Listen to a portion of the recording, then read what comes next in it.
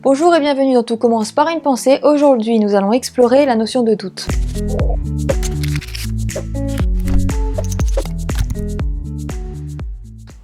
On va distinguer deux formes de doute, le mauvais doute et le bon doute. Le mauvais doute, c'est toutes les pensées que vous pouvez avoir qui vous font douter de vous, douter de votre pas, de votre chemin, et qui ont à voir avec une mauvaise perception de soi ou une mauvaise perception du monde entourant. Par exemple, sentir le monde entourant contre vous, ou ressentir que les gens vont vous abandonner, ou que vous êtes rejeté, ou que peut-être vous allez être rejeté. Toutes ces idées un peu négatives par rapport au monde, ou toutes les idées négatives que vous pourriez avoir par rapport à votre personne, par exemple vous sentir pas à la hauteur, pas assez intelligent, pas assez doué, moins doué qu'un tel, ou moins doué que certains types de personnes. Toutes ces pensées qui remettent en question votre personne, toutes ces pensées qui posent un doute sur votre hauteur, sur votre intelligence, sur la personne que vous êtes, n'ont pas à voir avec le factuel, n'ont pas à voir avec la réalité des faits, ça a à voir avec la perception névrotique ou avec les problématiques de vie qui vous fondent. Donc pour comprendre d'où viennent ces pensées ou ce doute qui peut se poser sur soi ou sur le monde, il faut peut-être observer comment on se structure en tant qu'identité, en tant que sujet. Donc depuis que vous commencez votre aventure, y compris dans le ventre de votre mère, vos émotions se fondent dans les émotions de votre mère, mais aussi dans tout ce qui se passera dans cet instant de sa vie. Et puis, une fois la naissance, par l'apprentissage des mots, par l'apprentissage du monde, par l'apprentissage de ce qui vous entoure, par l'identification, par le mimétisme, par tout ce qui fait qu'on apprend à être, qu'on apprend à devenir, qu'on devient enfant, qu'on devient adolescent, eh bien on se structure avec des modèles, avec des piliers, avec des traumas, avec des exemples de réussite, et toutes ces choses-là donnent l'identité du sujet. À l'âge adulte, vous avez donc déjà un bagage fait de beaucoup de choses, et quand on n'a pas pris le temps de faire de l'introspection ou de fouiller ce bagage, eh bien il peut toujours y avoir la trace justement des traumas anciens, ou de nos propres traumas, ou des névroses qui fait que vous n'avez pas une bonne image de vous, ou pas une bonne image des autres ou du monde. Et ce doute-là n'est pas un doute qui peut vous aider à avancer. Ce doute-là sera toujours un doute qui vous amènera à une impasse. On ne peut rien construire en doutant de soi, et on ne peut rien construire en étant tout le temps en train de projeter sur l'autre qu'il ne trouve pas assez bon, ou qu'il pense qu'on ne va pas y arriver, ou ce type de pensée. Alors bien sûr, comme c'est un mécanisme inconscient et que c'est lié à l'inconscient, on ne peut pas l'éradiquer tout de suite. Mais déjà, savoir d'où il vient, savoir que ça vient de notre construction et non pas du factuel, savoir que ça vient d'une forme de réalité imaginaire et non pas de ce qui est vraiment, ça va vous aider déjà à vous distancier de ce doute négatif. Ce doute négatif, pourquoi il vous empêche d'avancer? Parce que si vous étiez maintenant, par exemple, votre double, et qu'il y avait vraiment cette même personne à côté de vous qui ne cessait de vous dire « tu ne vas pas y arriver, ce groupe-là va te rejeter, ces gens-là ne t'aiment pas », vous seriez petit à petit en train de perdre votre énergie. Et même une personne très confiante, si elle avait constamment à côté d'elle quelqu'un qui lui répète sans cesse « tu n'es pas bon, tu n'es pas bon, tu n'es pas bon », elle ne pourrait pas arriver à être autant dans la réussite que si elle était dans sa bulle de pensée positive. Donc il y a vraiment un impact avec cette propre petite voix à l'intérieur de soi, constamment en train de dénigrer votre personne. Donc la première étape serait d'arriver à s'en distancier et de voir que c'est votre névrose, de vous dire c'est votre névrose.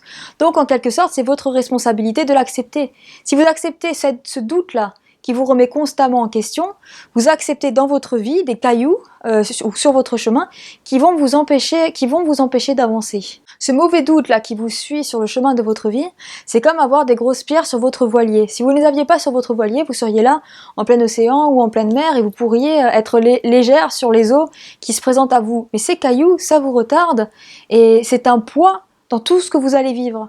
Donc apprenez déjà à les reconnaître, essayez par introspection ou dans un travail d'analyse sur soi de trouver d'où ça peut venir, que vous doutiez de vous, et ces doutes-là, essayez de ne jamais les traiter comme du factuel. Quand c'est un doute qui se pose sur votre identité, sur vos capacités, ou sur des notions négatives que vous projetez sur les autres, ils me rejettent, ils m'abandonnent, c'est toujours et potentiellement de la névrose. Je vais vous donner un exemple pour que dans votre vie, vous puissiez repérer chez vous à quoi ça pourrait être lié. Par exemple, si une petite fille ou un petit garçon grandit dans une famille où un des parents est constamment en train de douter de lui-même, et puis par exemple va l'emmener régler des tâches administratives, et que l'enfant voit le parent toujours douter, par identification, et puis par tout un tas d'autres brassages inconscients et tissages inconscients, ça pourrait amener à ce que l'adulte plus tard lui-même soit en train de douter, sans qu'il sache que tout ça passe par des exemples qu'il a vus quand il était petit. Ou ça peut aussi passer par un regard négatif mais fondateur que vous avez eu dans votre enfance. Les gens ne font pas exprès d'être négatifs, parfois c'est eux-mêmes leur névrose. Donc l'adulte peu confiant, il est peut-être simplement en train de vivre une névrose qu'on lui a transmise d'un autre adulte peu confiant qui a été son parent. Si par exemple dans votre généalogie vous avez quelqu'un de très important qui vous a renvoyé un regard à la fois constructeur mais en même temps pas une bonne image de votre personne, par exemple, ça pourrait être un oncle qui vous répète c'est pas assez, qui vous répète c'est bien, mais tu pourrais faire mieux. Le tu pourrais faire mieux qu'on répète constamment à l'enfant peut mener à un adulte qui doute sans cesse de lui et qui n'arrive jamais à être satisfait de ce qu'il a produit. Donc dans votre histoire, dans vos souvenirs, il y a les clés de toutes vos problématiques de vie d'adulte et c'est toujours très intéressant de faire ce voyage à l'intérieur de soi pour comprendre qu'est-ce qui fait qu'aujourd'hui vous pouvez avoir des doutes à certains endroits de votre vie. Le bon doute, c'est tout ce qui va vous emmener à un espace de liberté, de libération, de liberté intérieure et de liberté intellectuelle. C'est en fait un doute qui est une remise en question des vérités toutes faites que la société peut vous fournir, qu'on a pu intégrer comme croyances limitantes, comme je vous parlais dans le point 1 au sujet du mauvais doute. Le bon doute, c'est quelque chose qui vous libère de ce que la société veut vous imposer comme modèle ou de ce que vos propres pensées veulent vous amener comme perception névrotique ou négative de la vie, ou le bon doute, c'est aussi de remettre en question des paroles névrotiques que les gens peuvent vous dire et qui n'ont rien à voir avec la réalité. Un exemple, si vous êtes en train de lire quelque chose à quelqu'un que vous avez produit ou que vous êtes en train de montrer quelque chose dont vous êtes fier et que la personne en face de vous critique, mais que ce n'est pas une critique factuelle, que c'est par exemple une critique qui empêche d'avancer ou une critique qui ressemble à un pic ou une critique qui a quelque chose en soi de névrotique, il faut que vous arriviez à le reconnaître. Parce qu'on est tous, comme le dit Freud, plus ou moins névrosés. Donc il y a tout ce qui est factuel, tout ce qui amène à avancer, tout ce qui permet d'avancer, et puis il y a ce lot de phrases qu'on peut recevoir qui a à voir avec l'insécurité de l'autre, la rivalité de l'autre, les névroses de l'autre, la problématique de l'autre. Donc chacun doit gérer sa névrose. À vous, votre névrose, à l'autre, sa névrose. Vous êtes responsable de ce que vous créez pour vous et pour les autres, et ainsi de suite.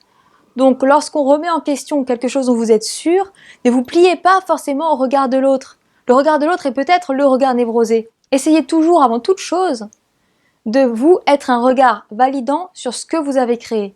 Et ensuite, quand vous discutez avec les autres, soyez bien assis sur votre propre sécurité, votre propre confiance. Donc, un des premiers doutes intéressants à avoir, c'est de remettre en question l'autre quand il semble être dans une perception névrotique.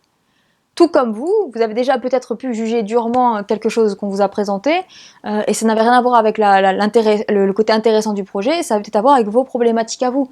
Comme les êtres humains sont souvent en miroir, et bien parfois, on ne sait pas si l'autre est en train de nous voir ou si l'autre est en train de se voir à l'intérieur de nous. Donc c'est très important que vous remettiez en question les regards négatifs que vous recevez et que vous vous demandiez toujours, est-ce que on est dans du factuel ou est-ce qu'on est dans une perception névrotique que cette personne-là peut avoir. Le deuxième point est de remettre constamment en question les fausses vérités qui créent des croyances limitantes. Alors ça, c'est tout ce qui est, par exemple, le fait de penser que si on vient d'une certaine catégorie sociale, on ne peut pas réussir dans certains types de métiers, ou de penser que si on est dyslexique, on ne peut pas arriver à écrire. Enfin, toutes ces pensées qui sont fournies, par exemple, par la société ou parfois par la scolarité, il faut les remettre en question. Parce que tout ça, c'est une construction. C'est une construction sociétale qui crée une construction de pensée. Si vous déconstruisez cela et que vous raisonnez dans une construction choisie, dans une construction décidée, alors vous devenez beaucoup plus libre et beaucoup plus libéré de tout ce que la société peut fournir comme faux modèle. Et même d'un point de vue scientifique, toute théorie est un paradigme. Un paradigme, c'est une notion qui est vraie jusqu'à preuve du contraire.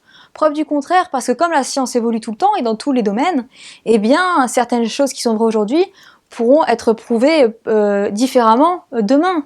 Comme dirait Jung, les vérités du matin seront peut-être les erreurs du soir. Donc même d'un point de vue scientifique, allez vérifier tout de A à Z et posez-vous la question de si vous validez cette théorie, si vous y croyez, parce que sinon de manière très perfide, on peut devenir complètement colonisé par de fausses théories, par de fausses idées, parce que les médias peuvent nous fournir de manière très perfide. Parfois, et parfois les médias peuvent créer des mots sociétaux.